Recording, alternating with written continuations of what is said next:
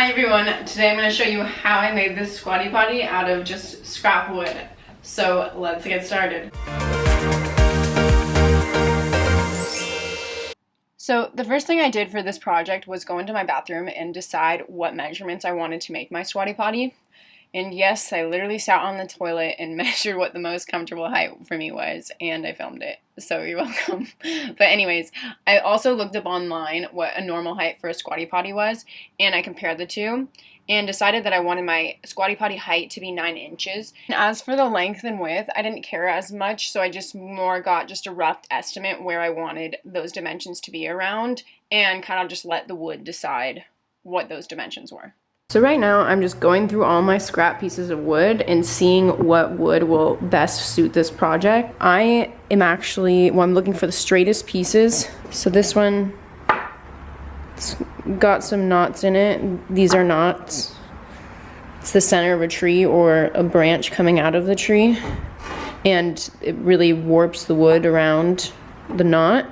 So I'm gonna look for the least amount of knots and the straightest grain. So this one's actually not bad, it's pretty straight. I had to find a really straight piece of wood because I don't have a joiner and planer right now. Hopefully one day I will, but right now I don't. So I am looking for the straightest piece of wood, and this got a bend in it, so this is a no-go. And I'm also using, instead of using the face grain, which is this, I'm using the edge grain right here. The edge grain as the top of my Squatty Potty. So I'm also looking to see if there's a lot of straight grain along the edge, which all of them actually have some pretty straight grain along the edge. This one's actually looking pretty promising. So I'm gonna grab this one, set this one aside. It's gonna become part of my Squatty Potty. All of this wood is actually from, I made my little sister a bed a couple years back and we recently redid it. So I actually got to take all of the wood back and now it's being turned into a Squatty Potty. This, yeah, this one's warped a bit. See right where those knots are is where a lot of the bend is. This one's pretty straight actually. Maybe we'll use this one. And it's only got 2 knots at the very end. So now that I have my wood picked out, I'm going to map out where I'm going to get all my cuts from. And here are my plans and my cut list for this project. Excuse the horrible drawings. But anyways, I'm going to start by finding where I'm going to cut the top pieces, which are these 20-inch pieces. Since those are the longest, I'm going to start with those, and I'm going to measure out 6 20-inch long pieces. So this is a really simple way of seeing how flat and straight your wood is. I'm laying all my wood on a flat surface and seeing how flat it lays on the surface. And you can see that none of them actually sit flat on the surface, meaning none of them are actually flat, but we'll work with what we got. Sadly, these 2 are the best. So I'm going to start off with this one and try and get 20 inches out. So here I'm mapping out where I want each individual piece to come from on my wood, and you can see I'm avoiding the knots and holes in the wood. So I'm marking exactly where I want all my cuts to be, but it's important to note that these are rough measurements. Once I get onto the table saw, I'm going to measure again just to make sure that it's completely accurate. So I can get 3 out of here, and then get another 3 out of here, since there's no knots and it's pretty straight. I can get my entire top out of this, just this piece right here. And you can see the side grain is really straight, which is awesome.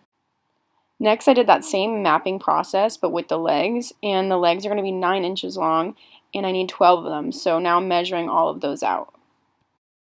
And once again, I can fit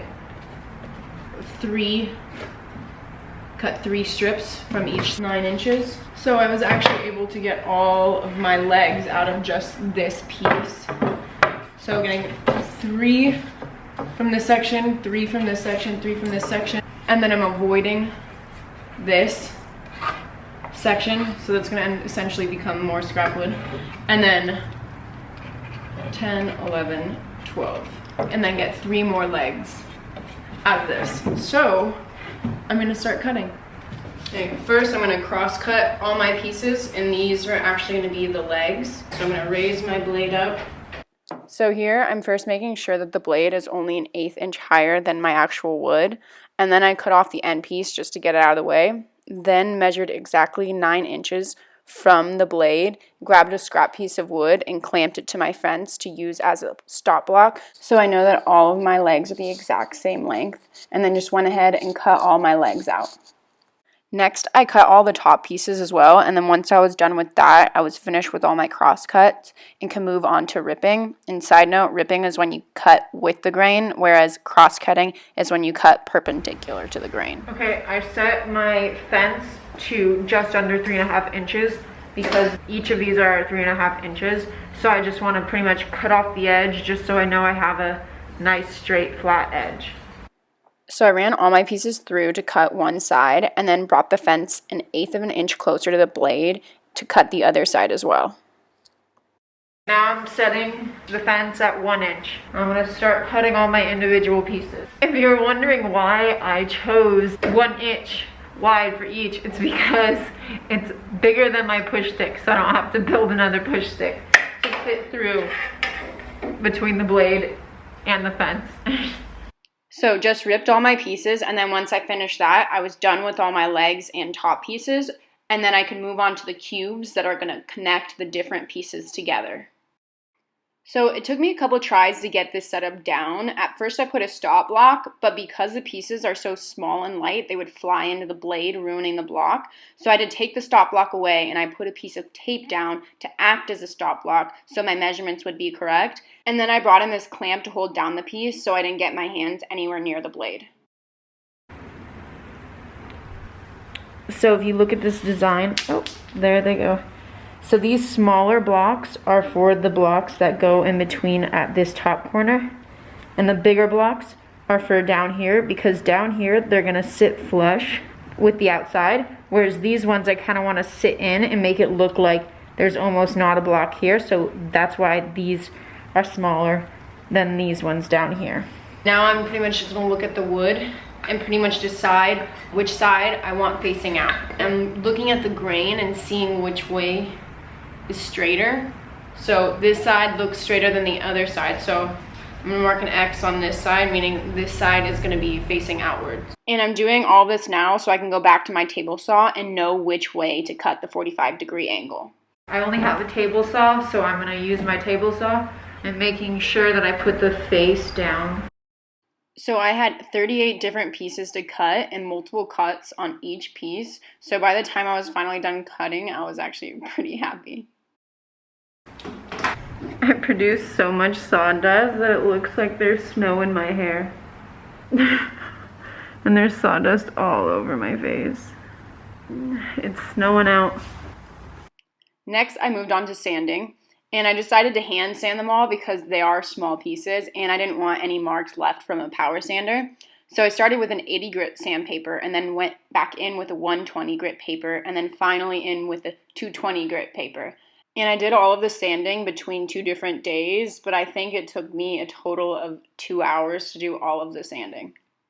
I'm now laying out my pieces and deciding, like looking at the grain at all of them and seeing which ones I want on the outside.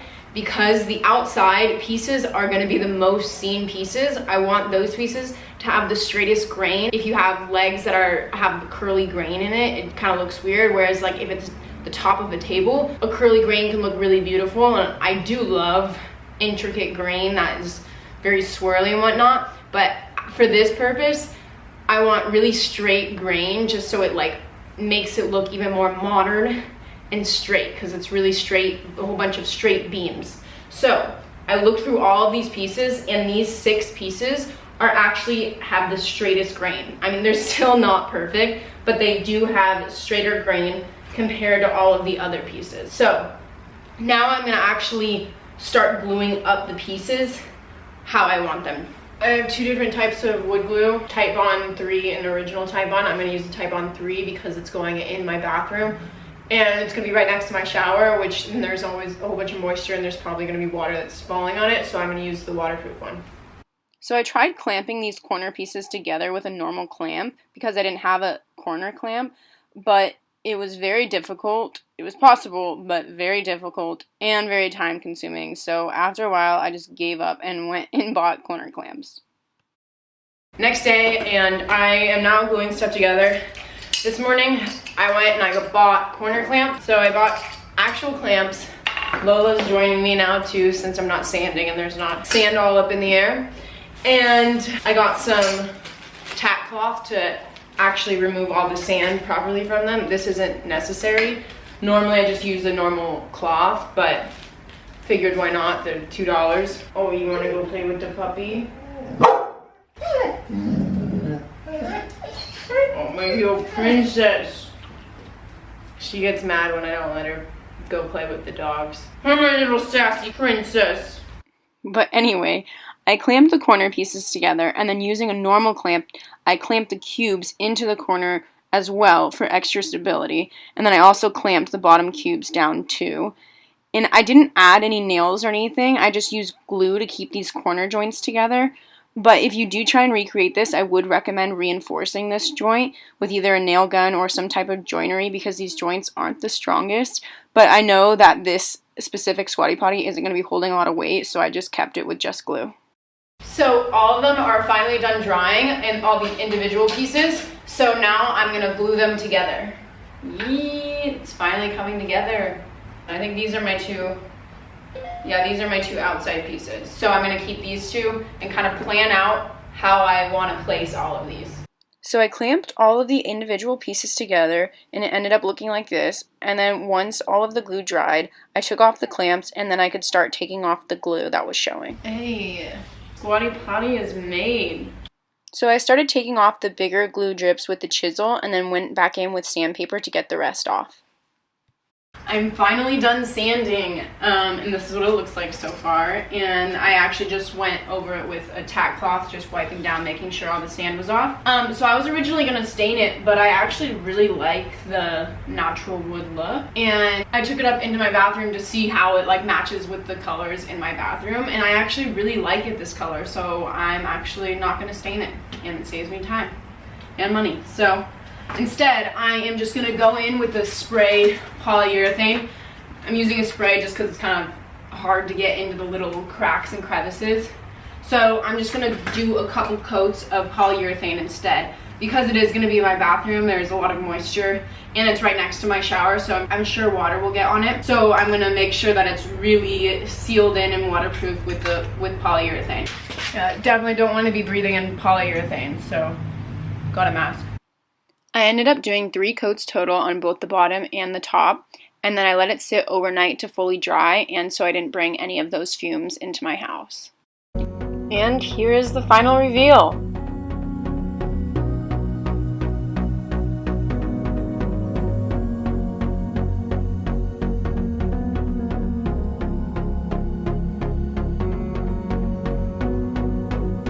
Finally done with my Squatty Potty. Definitely the longest anyone has ever spent on building a Squatty Potty, but it is a very good looking Squatty Potty. It is beautiful. And I also made the dimensions to where I could slide it back here if I want to get it out of the way. But honestly, I feel like I'll probably just leave it here most of the time. But yeah, this project shows that you don't need to spend a lot of money on nice things. If you want to create nice things, you can. This is literally made out of all scrap wood. So yeah, thank you guys for watching. And I have a lot of other DIYs on my channel if you're interested, and see you next time.